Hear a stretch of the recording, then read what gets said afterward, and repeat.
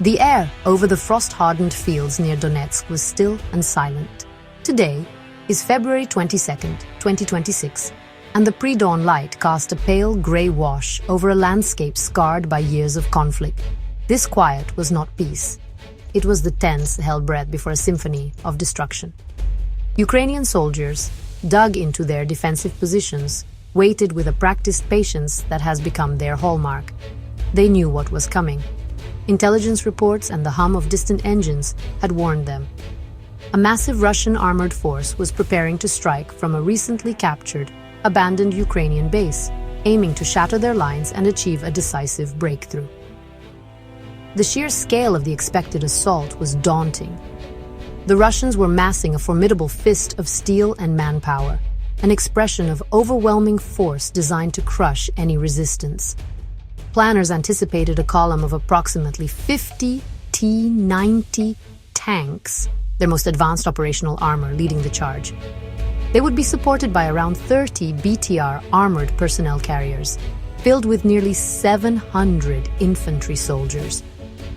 Overhead, a swarm of 70 suicide drones was ready to hunt for Ukrainian command posts and artillery positions. This was not a probing attack. It was a hammer blow intended to demonstrate Russian might and demoralize the defenders through sheer shock and awe. Against such an overwhelming force, a direct confrontation would have been suicidal. The Ukrainian commanders, however, had no intention of meeting steel with steel in a conventional fight. Instead, they had spent days preparing the battlefield with meticulous care, turning the very ground into a weapon.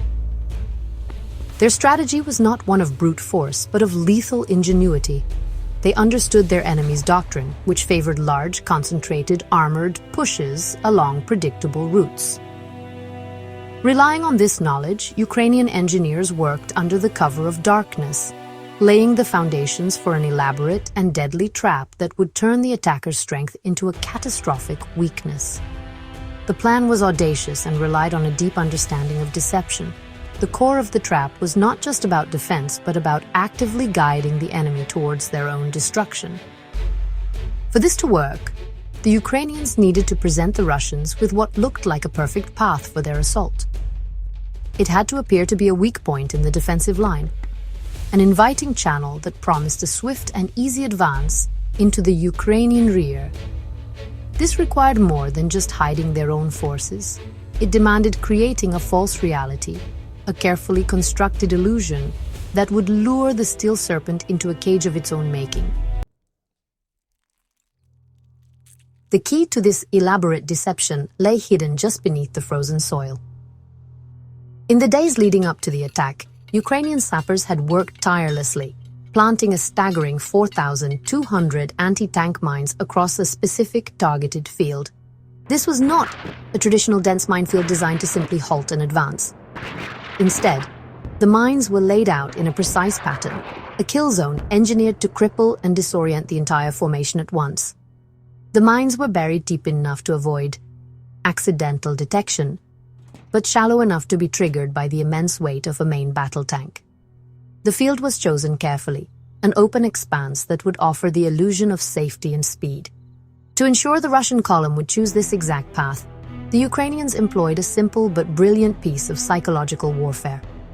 They used their own vehicles to create fake tire tracks in the mud, leading directly into the heart of the mined area. These tracks were designed to look like the route of a recent Ukrainian retreat or a well-used supply line, suggesting the ground was safe and frequently traveled. For the Russian commanders, peering at drone footage from miles away, these tracks would be a clear and inviting sign. They pointed to a path of least resistance, a weakness to be exploited, perfectly aligning with their operational goals. As the dawn broke, the Russian assault began, precisely as the Ukrainians had predicted. The engines of the T-90 tanks roared to life, and the long column of armor and infantry began its ponderous advance. Their drones buzzed overhead, scanning for threats. But the carefully laid trap remained invisible. The lead tanks, confident in their strength and the seemingly clear path ahead, followed the deceptive tire tracks without hesitation. The column pushed forward. A steel serpent, slithering across the landscape, its commanders believing they were about to achieve a major victory. The Ukrainian defenders remained silent, watching and waiting for the perfect moment. The trap was sprung in a matter of seconds. At 6:40 a.m., as the lead Russian tanks rolled deep into the kill zone, the first mine detonated with a deafening blast. It was immediately followed by a chain reaction of explosions that ripped through the front and center of the armored column. The carefully planned minefield was not meant to just stop the lead vehicle. It was designed to shatter the formation's cohesion entirely. Tanks were thrown into the air, their tracks blown off, their turrets ripped from their hulls. Within 3 minutes, the vanguard of the mighty Russian assault was transformed into a tangled scrapyard of burning metal and black smoke. The initial wave of mine explosions did more than just destroy the lead vehicles. It created instant chaos and paralysis throughout the entire Russian formation. Tanks that were not hit tried to swerve or reverse, only to run into other mines or collide with disabled vehicles behind them. The neat, orderly column dissolved into a panicked mob of disoriented armor.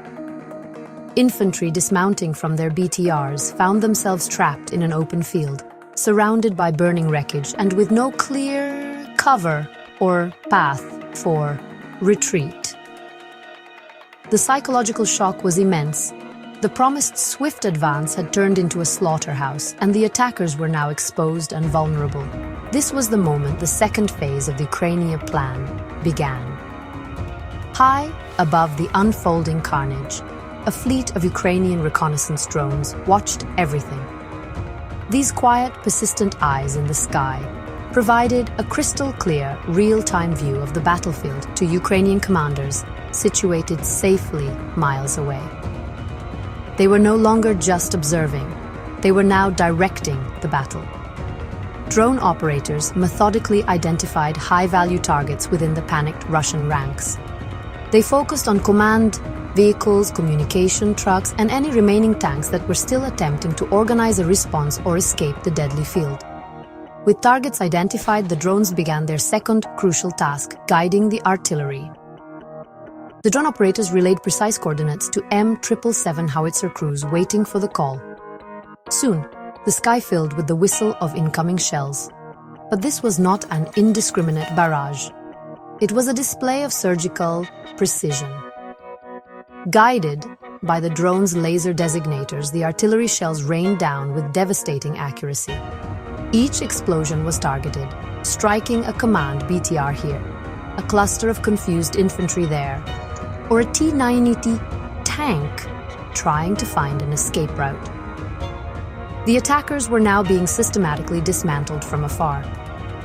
The combination of drone surveillance and precision artillery was lethal. It left the Russian forces with no effective way to fight back. Their own drones, which had led the initial assault, were now either destroyed or rendered useless as their command and control links were severed by targeted strikes. The remaining soldiers and vehicle crews could only hunker down and hope to survive the relentless and accurate fire that seemed to come from nowhere. Panic turned to rout as survivors abandoned their remaining vehicles and attempted to flee on foot, only to be tracked by the ever-watchful drones above. The great armored assault had been completely broken. The aftermath on the battlefield was a stark testament to the failure of the Russian assault and the success of Ukraine's tactical masterclass. The field was littered with the blackened husks of dozens of tanks and armored vehicles. The once mighty force, intended to punch through Ukrainian lines, was annihilated. The attack was not just stopped, it was comprehensively destroyed, with the surviving elements in a full and disorganized retreat. The immediate result was the complete preservation of the defensive line near Donetsk. More importantly, it sent a powerful message: Russian numerical superiority could be negated by superior planning and technology. This battle was a powerful illustration of how the nature of modern warfare has evolved. It was not a victory won by a larger army or more powerful tanks. It was a victory of intelligence, patience, and the seamless integration of human-machine teams. Ukrainian commanders had resisted the urge to panic, in the face of a massive buildup. Instead, they trusted their plan, patiently waiting for the enemy to walk into a meticulously prepared trap. They used their deep understanding of the local terrain and their enemy's predictable tactics to turn the landscape itself into a formidable weapon against the invaders. The role of technology, particularly drones and precision-guided munitions, was central to the outcome. The drones acted as the central nervous system of the entire defensive operation, providing perfect situational awareness and allowing for a devastatingly effective response. They transformed traditional artillery into a surgical instrument, minimizing wasted ammunition and maximizing destruction. This human-machine teaming allowed a smaller, more agile force to identify weaknesses, control the flow of the battle, and inflict disproportionate losses on a larger, more cumbersome enemy. It demonstrated that in the 21st century, the smartest army, not just the biggest, holds the advantage. Ultimately, the defense near Donetsk was a profound display of Ukrainian resilience and ingenuity. Facing a larger and more powerful aggressor, Ukrainian forces proved that careful planning and technological superiority can overcome brute force. The battle showed the world that with the right strategy, a determined nation can defend its land against overwhelming odds. It was a victory not of numbers, but of intellect, a triumph of deception over doctrine, and of patience over raw power. It stands as a powerful symbol of Ukraine's enduring fight for its sovereignty, a fight waged with courage, cleverness, and an unyielding will to resist.